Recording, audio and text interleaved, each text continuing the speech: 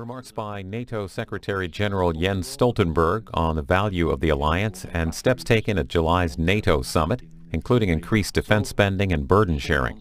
Live coverage now from the Heritage Foundation. Should do more, but Germany agrees and they have started to invest more in defense. Other questions? Here in the middle.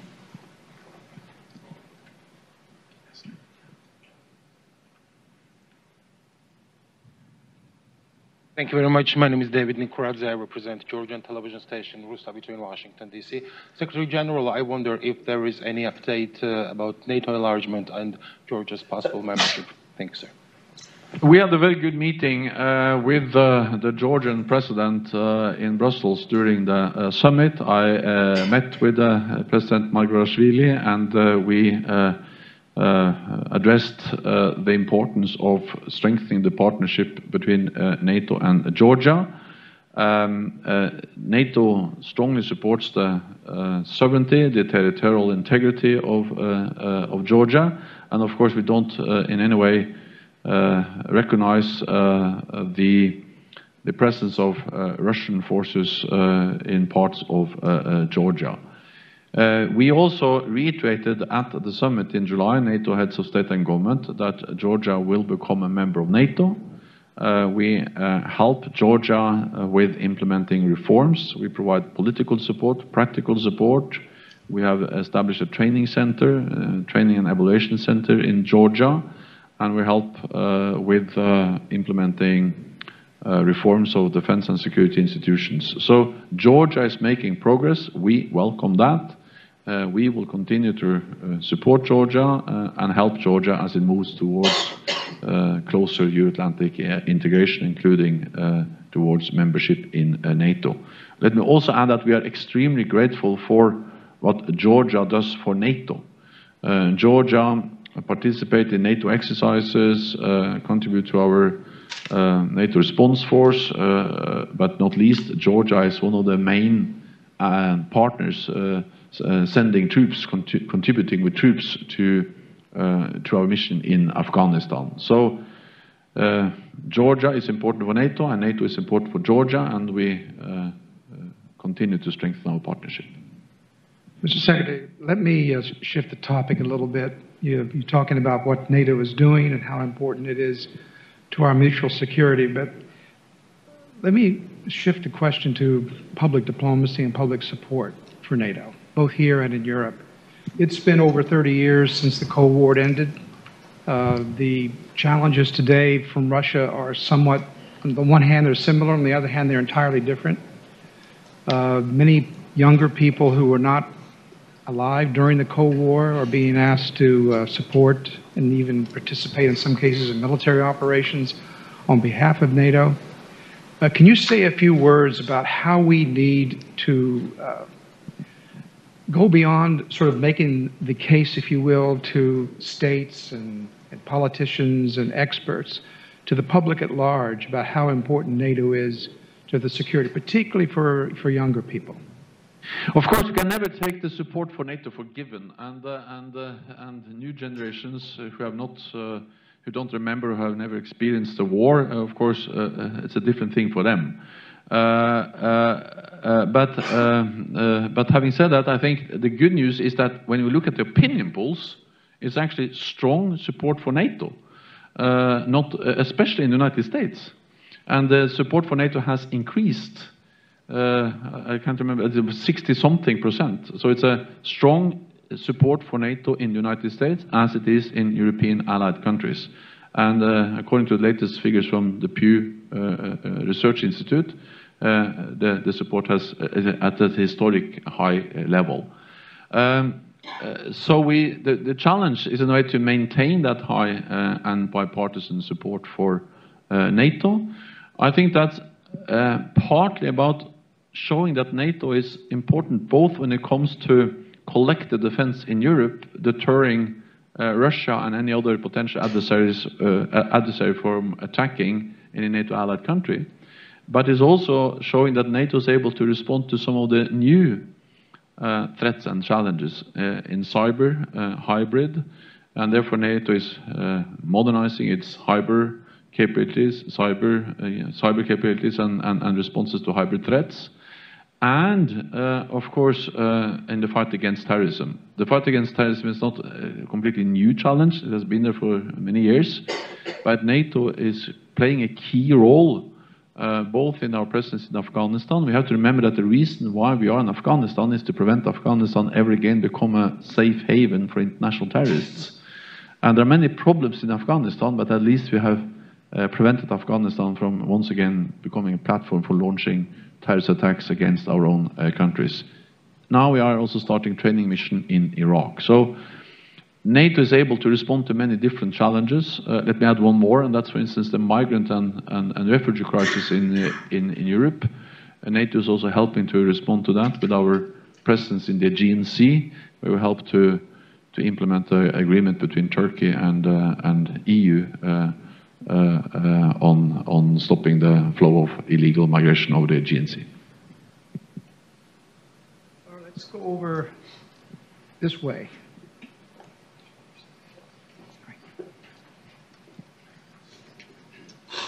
Idris Ali, I cover the Pentagon for Reuters. The Russian disinformation sort of idea is nothing new, but it's gained attention after the 2016 elections here. Could you sort of talk about the Russia disinformation campaign and how that's developed over the past few years, and specifically how you see sort of Russia using disinformation in Macedonia ahead of their referendum later this month? As we have seen many examples, and we have seen many reports about how Russia tried to meddle in our democratic political processes in different NATO countries and in partner countries of NATO. Also through disinformation, using social media, and so on. And we've also seen that in the former Yugoslav Republic of Macedonia, which is now close to, which will have a referendum the 30th of September on a name deal, and if they agree to that deal, they can become a member of NATO. We also seen Russia, for instance, trying to not only prevent the former Yugoslav Republic of Macedonia to become a member of NATO, but also try to prevent Montenegro from becoming a member. We have seen a failed coup attempt there. And we have seen they're using media and social media, disinformation, to try to influence political processes in different European and NATO allied countries. NATO is responding to this in many different ways. This is partly about cyber defense. It's partly about responding to disinformation and propaganda. And I think that the best way to respond to propaganda is not with propaganda, but the best way to respond to disinformation and propaganda is to provide the facts, the truth. The truth will prevail. And therefore what we try to do is provide the facts. NATO as an alliance can do so. The headquarters, we have some center of excellence on these issues. But of course also the different member states have a particular responsibility to respond, to be aware, and to see the dangers of Russia trying to meddle in domestic political processes. I also strongly believe that a free and independent media is extremely important in responding to any attempt to spread disinformation and propaganda. So free, independent media that is able to ask the difficult question, to be critical, to check their sources, is also extremely important to establish resilience against any outside attempt to meddle in our political processes.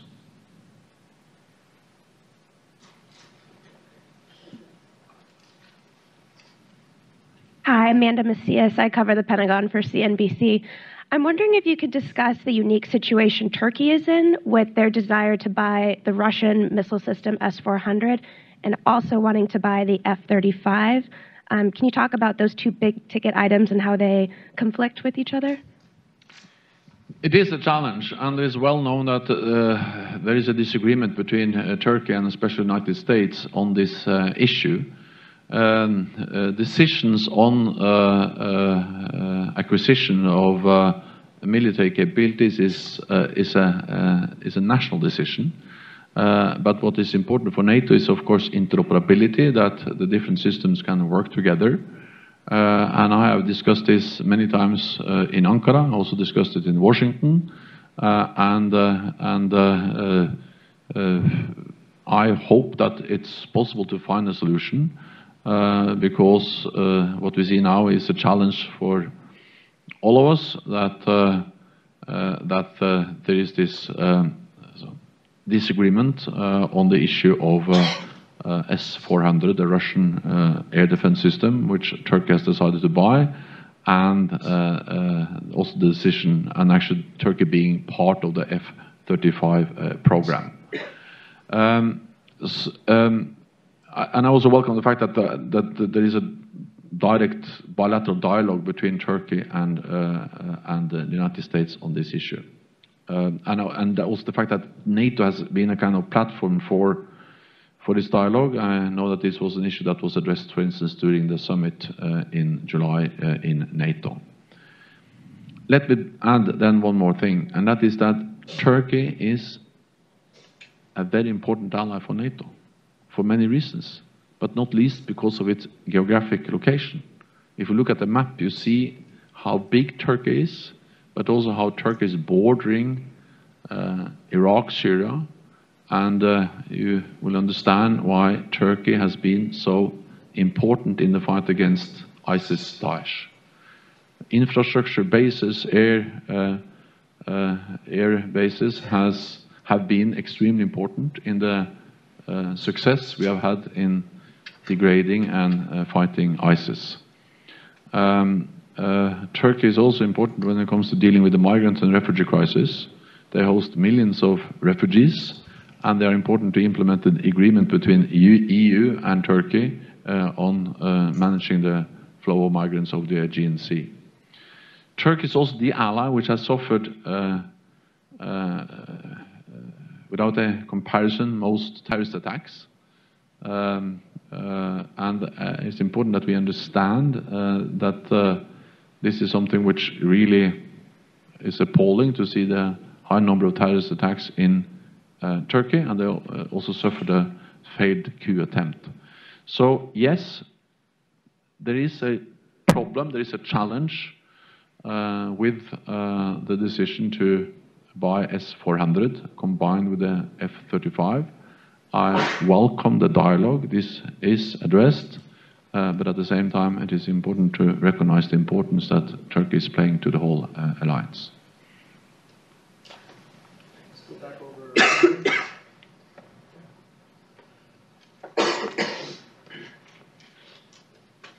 Hi, Courtney McBride with Wall Street Journal. Thank you for doing this. You've discussed contributions and capabilities a little bit, but are you concerned that some of the public discussion of NATO, particularly with respect to burden sharing, has been framed in financial terms? And sort of how do you counter that narrative? And then separately, if you could give us your thoughts on PESCO and just how that relates to NATO, whether that is potentially a risk that member states may reorganize their priorities and perhaps to the detriment of NATO. Burden sharing within NATO is not only about spending, it is also about, as I said, contributions, also European allies sending troops to Afghanistan, European allies being responsible for some of our battle groups in the eastern part of the alliance, and capabilities, also different weapon systems and so on. But burden sharing is also about money. It's also about spending. So if you, by financial terms, mean spending, I am not concerned about the fact that we are also discussing spending in NATO. Actually, I'm raising that issue in all my meetings, because NATO allies have to invest more in defense. All NATO allies reduced defense spending after the end of the Cold War, because then tensions went down. I have told many audiences like this before that in the 1990s I was Minister of Finance in Norway, and then I was responsible for cutting defense spending in Norway, so I don't know exactly how to do that. And that was in a way the natural thing to do, because when tensions went down, then it's right to reduce spending, as long as we are able to increase defense spending when tensions are going up. And therefore, later on, as Prime Minister of Norway, I was also responsible for starting to increase defense spending. And therefore, I also call on all allies to invest more. And you know, during the Cold War, most allies spent 3% of GDP on defense. Now we call on them to spend 2%. The good news is that they have really started to move. When we made the decision back in 2014, it was only 3 allies that spent 2% of GDP on defense. This year, we expect 8 allies to spend 2% of GDP on defense. And also those who spend less have really started to increase. And as I said, last year we had 5.2% real increase in defense spending across Europe and Canada, the biggest increase since the end of the Cold War. And since Trump became president, NATO allies, European NATO allies and Canada have increased defense spending by $41 billion. So we are really going in the right direction. We are pushing for more, but we have seen a significant shift. I don't know whether I answered the questions, but I at least addressed the issue of spending. PESCO, which is this structured cooperation within the European Union on defense. I welcome stronger EU efforts on defense, because I believe that that can contribute to fair burden sharing. It can develop military capabilities in Europe, and it can also address the fragmentation of the European defense industry, which actually adds to the cost of developing new capabilities in Europe. I support this as long as this is not developed into an alternative to NATO. As long as this is complementary to NATO, we should welcome EU efforts on defense. It has been clearly stated from European leaders, from the EU, that this is not about duplicating NATO, this is not about creating an alternative to NATO, but this is about strengthening the European pillar within NATO. And as long as that's the case, we should welcome it. Because we need more European capabilities, we need more European cooperation on defense.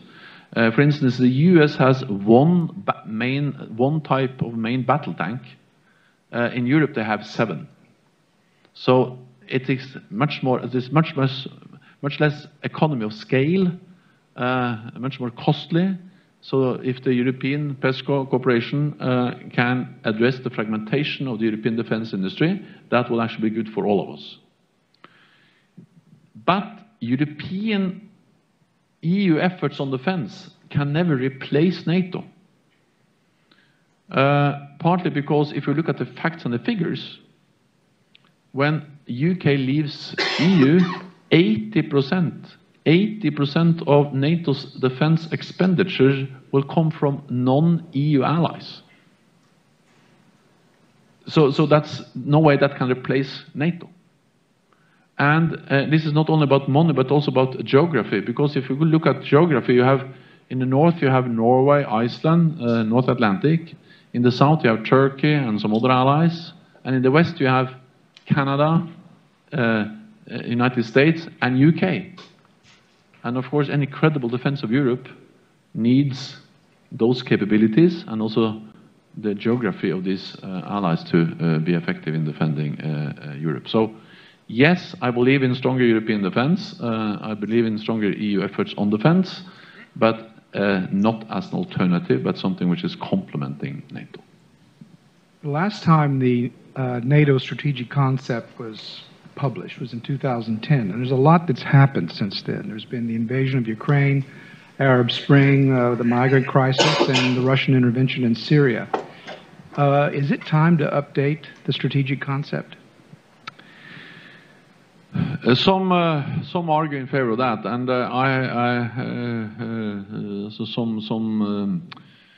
some people like to do that. I think that it's not a must to do so, as long as we are able to adapt our strategy and adapt NATO to a changing world. And that's exactly what we have done. So yes, we have not a new strategic concept, but we have a new strategy, meaning that we have actually proven that we have changed NATO fundamentally, because we have implemented the biggest adaptation of NATO since the end of the Cold War. For the first time in NATO's history, we have battle groups, combat-ready troops in the eastern part of the lines. 4 battle groups in the 3 Baltic countries and Poland. We have tripled the size of the NATO response force, the high readiness force we have. We have just agreed to a new readiness initiative with 30 battalions, 30 battleships, 30 air squadrons ready to move within 30 days or less. We have stepped up our fight against terrorism, and we are doing much more when it comes to cyber and hybrid and so on. So as long as NATO is able to change through what we do on actions on the ground, I'm not saying that the strategic concept is not important, but I'm saying that actions are actually the most important thing, and we have been able to adapt to NATO. We have time for one more question. Let's see if I can go over here. Well, there's some hands in the corner back there. Thank you.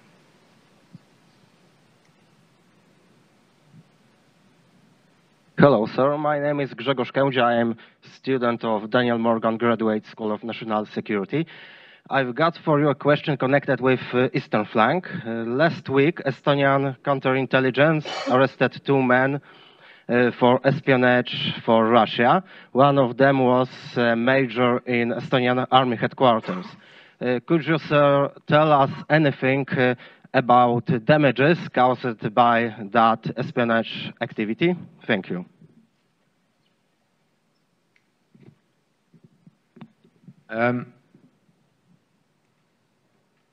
What we have seen is a more assertive Russia, a Russia which has invested in many different types of capabilities, also in intelligence. But I will not comment on intelligence. That will be just undermine what NATO is doing and NATO allies are doing in the area of intelligence. But what I can say is that because we see a more assertive Russia, investing in modern capabilities, modernizing the armed forces, exercising like in much bigger formations, as we, for instance, now see in the ongoing Russian exercise in the Far East, and not least because Russia has been willing to use military force against neighbors in Georgia and Ukraine. That's the reason why NATO has implemented the biggest reinforcement to our collective defense. And that's the reason why NATO allies have started to invest more for the first time since the end of the Cold War. NATO is not mirroring tank by tank or plane by plane what Russia is doing, but we are responding when we see that the security challenges are changing with a more assertive Russia. Then I would like to underline that Russia is there to stay. Russia is our neighbor, and NATO is not seeking confrontation with Russia. But for us, there is no contradiction between being firm, strong in our approach to Russia, as we are, but at the same time seeking dialogue and try to reduce tensions with Russia. Because Russia will not go away. Russia will remain our biggest neighbor. And I know very well, as a Norwegian politician, coming from Norway, a small country bordering Russia, that it is possible to have a firm, predictable approach to Russia, but at the same time work for dialogue with Russia.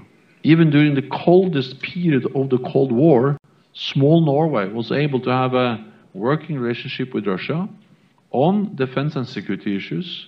Our military speak regularly with the Russian military up in the north. On energy, environment, we agreed the borderline. But that was not despite NATO, despite Norway's membership in NATO, but it was because of NATO's membership in NATO, because that NATO membership provided the strength and the platform to engage with Russia. So I say this because we will all be losers if we move into a new Cold War, a new arms race. So we have always to find that balance between being firm, predictable, delivering credible deterrence and defense, but at the same time trying to develop a better relationship with Russia, including arms control and political dialogue with Russia. And that's exactly what NATO is doing. Mr. Secretary, we run out of time. We thank you very much for your time, for coming here to the Heritage Foundation. We know it's personally your first visit here, but we hope to see you again in the future. Maybe we can make this a regular event, an annual report to the Heritage Foundation on the state of NATO. But we really appreciate your speech. We appreciate the time you've spent with the audience here. It's been a very in-depth analysis and a comprehensive review of what's going on. So please, everyone, join me in a round of applause for the Secretary.